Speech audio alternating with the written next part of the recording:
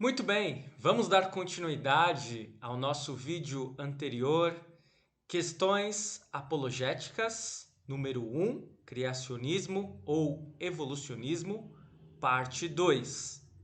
Vocês se lembram onde paramos? Nós paramos nos mitos a respeito do criacionismo ou até mesmo do evolucionismo. Nós vimos os 3 primeiros mitos. E agora vamos dar continuidade com o mito número 4. Não deixe de assistir aquele primeiro vídeo, caso você não tenha visto ainda, porque senão você não terá essa continuidade. Você estará iniciando por aqui no meio da história, certo? Combinado? Se você não viu o primeiro vídeo, veja a parte 1 e depois volte aqui para a parte 2 e tudo vai se encaixar muito melhor. Vamos lá, vamos dar prosseguimento. Mito número 4. É impossível ser cientista, evolucionista e teísta. Será? Vejam só esta frase. A ciência humana de maneira nenhuma nega a existência de Deus. Quando considero quantas e quão maravilhosas coisas o homem compreende, pesquisa e consegue realizar, então reconheço claramente que o espírito humano é obra de Deus e a mais notável. Vejam só que frase impactante. Quem teria falado essa frase? Será que algum religioso? Quem falou essa frase foi Galileu Galilei, que viveu entre os anos 1564 e 1642. Galileu Galilei era físico, matemático, astrônomo e filósofo italiano. Ele confirmou a descoberta de Nicolau Copérnico relativo ao heliocentrismo, ou seja, que a Terra gira em torno do Sol. Vejam só, algumas pessoas poderiam pensar que aquela frase foi dita por alguma pessoa que defende uma fé, mas foi dita por Galileu Galilei. Frase número 2. As leis da natureza nada mais são do que pensamentos matemáticos de Deus. Olhem só, que citação. E falando diretamente de Deus. Que pastor será que falou essa frase? Não foi um pastor. Foi um astrônomo, matemático e astrólogo alemão chamado Johannes Kepler, que viveu entre os anos de 1571 e 1628. Ele foi responsável por descobrir que a volta que os planetas dão em torno do Sol é elíptica e não circular, como acreditavam Copérnico e Galilei. Ele desenvolveu as 3 leis fundamentais dos movimentos planetários e com isso fundou a astronomia moderna. E alguém poderia pensar, um astrônomo ou alguém que fundou a astronomia moderna não pode ser teísta, não pode falar em Deus. Mas Johannes Kepler falava. Frase número 3. A gravidade explica os movimentos dos planetas, mas não pode explicar quem colocou os planetas em movimento. Deus governa todas as coisas e sabe tudo o que é ou que pode ser feito. Agora sim, deve ser um teólogo que falou, certo? Errado. Foi ninguém mais, ninguém menos que Sir Isaac Newton, astrônomo, alquimista, filósofo natural, físico e matemático inglês. Ele desenvolveu o cálculo, elaborou o conceito de força e teoria mecânica, e obviamente que dele vêm as famosas 3 leis de Newton: inércia, força, ação e reação. Você sabia que Isaac Newton teria falado a respeito de Deus de uma forma tão clara? Pois muito bem, aí está. Frase número 4. Um pouco de ciência nos afasta de Deus, muito nos aproxima. Olhem só. Mas não Dizem por aí que ciência e religião, ou ciência e fé em Deus, não se misturam? Pois muito bem, para Louis Pasteur, nada disso. Esse cientista francês que nós já falamos no vídeo anterior é responsável por descobertas que levaram a criar os métodos para evitar a ação de nocivos agentes externos tanto nos alimentos, com a criação dos processos de pasteurização, vem até do nome dele, né? Como nos seres humanos, com o desenvolvimento de medidas profiláticas na medicina e a criação das vacinas como a antirrábica. Vejam só quantas coisas devemos a este cientista francês que também acreditava em Deus. Frase 5. O sentido da vida consiste em que não tem sentido nenhum dizer que a vida não tem sentido. Não é uma frase teísta, mas é uma frase que confronta a origem da vida pelo acaso, dita por Niels Bohr, físico dinamarquês que viveu entre os anos 1885 e 1962. Vejam só, já estamos nos aproximando mais da Idade Moderna. Ele solucionou um dos maiores enigmas da ciência, o da estrutura atômica. Suas descobertas levaram ao desenvolvimento da mecânica quântica e à precisa explicação do que acontecia numa fissão nuclear. Pois para Niels Bohr, seria muito difícil acreditar no acaso. Seria muito difícil acreditar que a vida não tem sentido. Na verdade, pensar que a vida não tem sentido, para ele, na verdade, não tem sentido algum.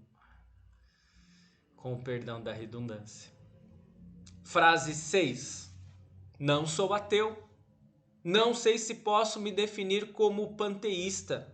O problema envolvido é muito vasto para as nossas mentes. Aqui temos a frase de um provável agnóstico coerente e que é reconhecido como uma das mentes mais brilhantes de todos os tempos. Quem será? Quem será? Acertou quem pensou. Albert Einstein, que viveu entre os anos de 1879 e 1955. Para muitos, a mente mais brilhante do século XX. Foi um físico alemão, reconhecido pela teoria da relatividade e um dos pilares da física quântica e da energia nuclear. Pois muito bem, talvez você esteja pensando, mas isso faz parte da maioria dos cientistas que você citou? Eram cientistas do passado, com exceção dos 2 ou 3 últimos. Ser cristão, para muitos, ainda hoje, é ser contra a ciência. Eis o mito número 5. Talvez você ache que os grandes nomes demonstrados antes tenham ficado no passado, que não há mais cientistas que acreditam em Deus ou que grande parte dos cientistas de hoje são ateus. Será? Você conhece Francis Collins? Já ouviu falar neste nome? Ele foi diretor do projeto Genoma. Você lembra deste projeto? O projeto Genoma decifrou em 2001, ou seja, muito recente, né? Decifrou o DNA, apontado como uma das maiores descobertas do século XXI. Francis Collins foi autor de um célebre livro intitulado A Linguagem de Deus, e se você não leu, eu recomendo muito a leitura deste livro. Eis algumas frases importantes deste fabuloso cientista ainda em atividade. Uma das grandes tragédias de nosso tempo é a impressão de que ciência e religião precisam estar em guerra. Não precisam estar em guerra. Uma outra frase. Eu era ateu. Não encontrava razão para postular a existência de quaisquer verdades fora da matemática, física e química. Mas depois fui para a faculdade de medicina e encontrei problemas de vida e morte ao lado dos meus pacientes. Desafiado por um desses pacientes que perguntou: "O que você acha, doutor?", comecei a procurar respostas. Vejam, Francis Collins era ateu. E quando ele começou a pesquisar o DNA humano, ele começou a perceber que deveria existir uma mente pensante por trás da perfeição que é a criação humana. O Deus da Bíblia também é o Deus do genoma, diz Francis Collins. Ele pode ser adorado na catedral ou no laboratório. Sua criação é majestosa, impressionante, intrincada e bonita. Basta nós analisarmos como o corpo humano ele é complexo. Como tudo aquilo que nós vivenciamos em nossos sentidos é complexo. Como a mente humana é complexa. Como a circulação sanguínea é complexa. Como o movimento do nosso pulmão. E todos os órgãos, eles têm uma complexidade, uma perfeição. Como que isso veio do nada? Mais uma frase de Francis Collins. Há respostas que a ciência não é capaz de fornecer sobre o mundo natural. As perguntas sobre o porquê, em vez das perguntas sobre como. Estou interessado nos porquês. Eu encontro muitas dessas respostas no reino espiritual. Isso não compromete minha capacidade de pensar rigorosamente como um cientista. Essa frase para mim é espetacular. Porque aqui nós precisamos entender qual é a funcionalidade da ciência. A ciência é maravilhosa. A ciência é algo que nos trouxe tantas descobertas, tanto desenvolvimento. Muitos estão vivos hoje graças à ciência. Nós só podemos exaltar. Por outro lado, a ciência não tem resposta para tudo.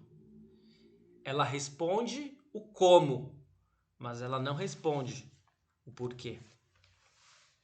Uma pesquisa de uma universidade do Texas apontou que 36% dos cientistas dizem não ter dúvida acerca da existência de Deus. Já imaginou? Isso é quase 4 em 10. Então, falar que nenhum cientista é teísta ou que todos os cientistas são ateus ou agnósticos é, no mínimo, uma falácia. E 64% restantes não são de modo algum constituídos inteiramente por ateus convictos. Muitos podem se identificar com aquela frase de Einstein. Isso é demais para minha cabeça. Eu não posso fazer grandes afirmações acerca da metafísica, acerca da existência ou não de um ser superior. Mito número 6. A única forma de obter conhecimento é a científica. Será? O conhecimento científico com certeza é uma forma de obtermos conhecimento. E vocês podem ver aí neste pequeno quadro de que forma esse conhecimento funciona. Ele funciona pela observação, por perguntas, pela elaboração de hipóteses, por experimentos, por análise, por conclusão. Mas como vimos naquela frase de Francis Collins, ele questiona o como. Como que o Sol funciona? Como que os seres vivos funcionam? Como que a nossa atmosfera funciona? Como que o planeta gira em torno do Sol? E por aí vai. Mas ele não consegue descobrir o porquê de tudo. Por que que o Sol está ali? Por que que os seres vivos vivem da forma que vivem? Por que que a Terra gira em torno do Sol? A ciência não tem essa resposta. Não tem um alcance limitado. Há áreas que a ciência não pode fazer afirmações. Um segundo modo de obtermos conhecimento é da forma empírica. O que é o conhecimento empírico? Conhecimento popular, que por vezes é verificável. É a interação do ser humano com o meio ambiente ao seu redor. E resulta do senso comum e de experiências simples do dia a dia. Por exemplo, um agricultor que nunca fez agronomia, ele sabe exatamente como semear, cuidar e colher. É claro que se ele estudar a ciência agrônoma, ele terá maiores propriedades de explicar tudo aquilo que ele desenvolve e de compreender como que tudo funciona. Por outro lado, ele não precisa do conhecimento científico exatamente para semear, cuidar e colher. Só o conhecimento empírico o basta. Uma terceira forma de obtermos conhecimento é a filosófica. É baseado na reflexão e construção de conceitos e ideias. Não é uma forma verificável, vejam só. Por exemplo, o mito da caverna, o existencialismo, o epicurismo, que são todas teorias filosóficas desenvolvidas por pensadores, por filósofos. Uma quarta forma de obtermos conhecimento é o conhecimento teológico, baseado na fé, é verdade, na fé religiosa, ou em um livro base. Não é verificável, é verdade, mas não deixa de ser uma forma de obtermos conhecimento. Por exemplo, o mundo e os homens foram criados por Deus. A Bíblia diz isso, outros livros religiosos vão dizer isto, enquanto que nos outros três conhecimentos que vimos, nas outras três formas de obtermos conhecimento, haverá afirmações distintas, é verdade, que também não poderão ser verificadas. Então, você percebe que não é apenas o conhecimento científico, ou não é apenas por meio da ciência que podemos obter conhecimento. Último mito, mito número 7. O evolucionismo tornou o criacionismo ultrapassado. Será? C.S. Lewis, que viveu entre os anos 1898 e 1963, afirmou o seguinte: por favor, não pensem que um destes pontos de vista era sustentado há muito tempo e aos poucos foi cedendo lugar ao outro. Onde quer que tenha havido homens pensantes, os dois pontos de vista sempre apareceram de uma forma ou de outra. C.S. Lewis, que é conhecido pelas histórias das Crônicas de Nárnia, que viraram filme, né? Mas ele tem muitos livros que falam a respeito de questionamentos que nós podemos fazer com relação a muitas coisas, com relação a Deus também. Por isso ele é tido como um dos maiores apologistas ou apologetas de todos os tempos e com certeza do século XX. Percebam só que aqui ele está falando não exatamente deste nosso tema, mas que esta frase dele serve muito para nós refletirmos. Porque às vezes a gente pode pensar, um conhecimento supera outro e um conhecimento posterior vai superar esse que nós estamos vivenciando hoje. E a ciência funciona muito deste modo, mas nem tudo é dessa forma.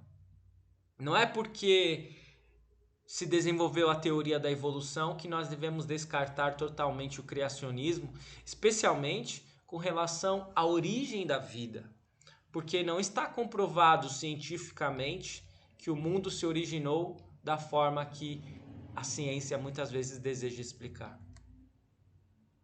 Razão para crermos na criação do mundo em 6 dias. E aqui eu gostaria de que nós refletíssemos um pouquinho, que nós parássemos um pouquinho nesta parte.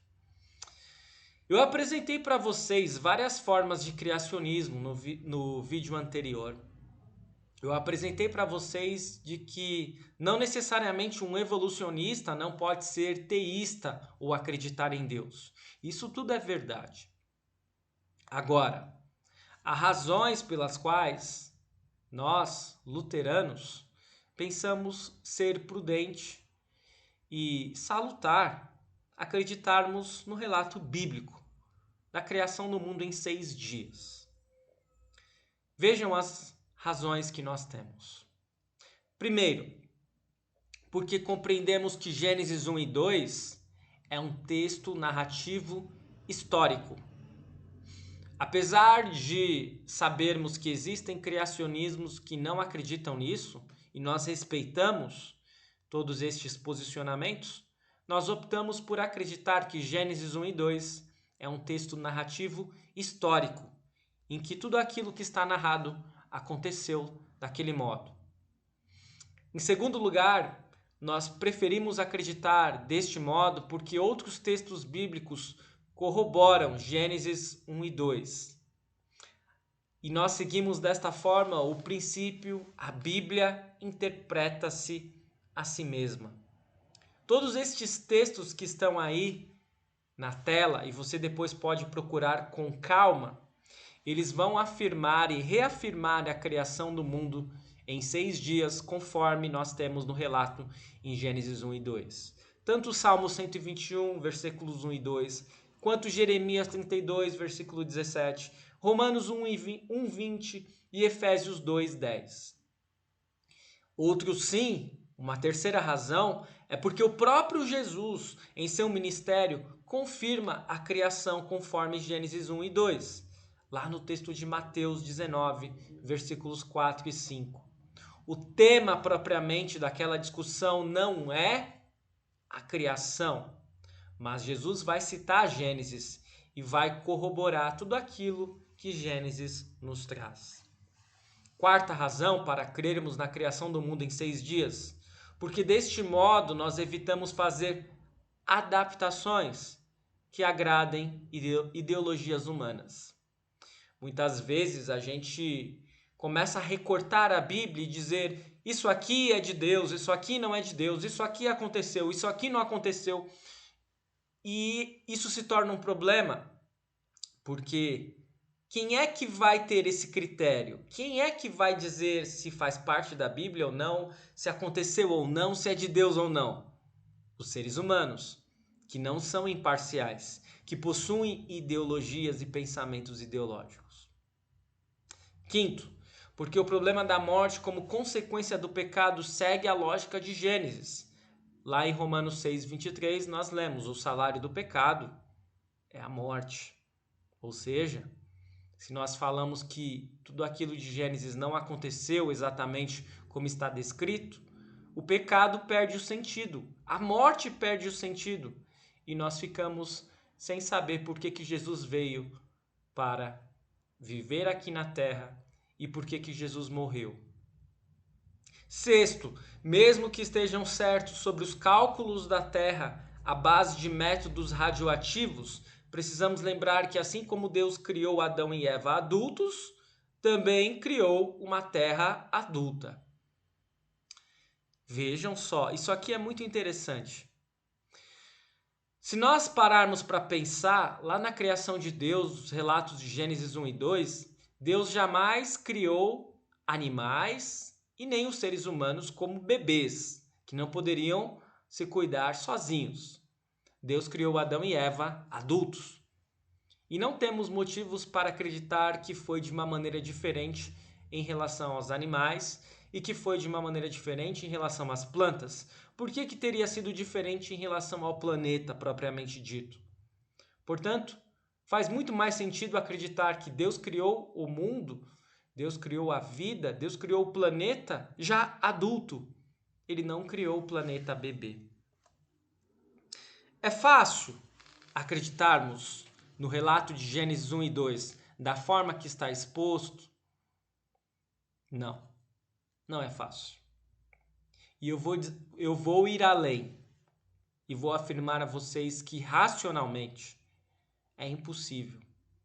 A criação é um mistério para a nossa mente limitada. E não apenas a criação do mundo em 6 dias. Pense aí com você. Uma serpente falar, Adão ser criado do pó da terra e Eva da costela de Adão. Pense agora no cerne da nossa fé. Jesus ser homem e Deus, nascer de uma virgem, ressuscitar, morrer pelos nossos pecados e nos salvar. Tudo isso, racionalmente falando, não apenas é difícil, como é impossível de acreditarmos. Por outro lado, pela fé em Cristo, pelo poder que o Espírito Santo nos concede, é possível, sim, crermos. E deste modo, eu gostaria de finalizar esta segunda parte deste vídeo, contando a vocês que, mesmo que você não acredite no relato de Gênesis 1 e 2 da forma que está exposto, isso não quer dizer que você não possa ter perdão de pecados, não possa ser salvo por Cristo Jesus. Se nós pararmos para pensar, quando Jesus falou lá com o malfeitor na cruz, ele não disse: você precisa crer na criação em 6 dias. Quando o malfeitor na cruz se arrependeu e falou para Jesus lembrar dele quando chegasse no paraíso, Jesus afirmou a ele: hoje mesmo estarás comigo no paraíso. Muitas vezes, os cristãos podem incorrer no erro de pensar que todos precisam acreditar da forma que eles acreditam, pois só deste modo serão salvos. E esse é um erro, ao menos do ponto de vista de outras doutrinas e outras partes da doutrina que não são exatamente essenciais. O criacionismo ou o evolucionismo, cientificamente falando, ambos são possíveis. Por outro lado, acreditarmos no relato bíblico nos traz consolo, nos traz paz e faz com que tenhamos uma tranquilidade maior de caminharmos. Se este vídeo foi útil para você, e eu espero que tenha sido útil, por favor, escreva nos comentários, curta, compartilhe e continue seguindo a nossa página Igreja Luterana de Interlagos. E nós seguiremos com o nosso trabalho daqui, enviando mais vídeos, especialmente sobre esta nova série que apenas se iniciou, Questões Apologéticas. Até o nosso próximo vídeo. Muito obrigado.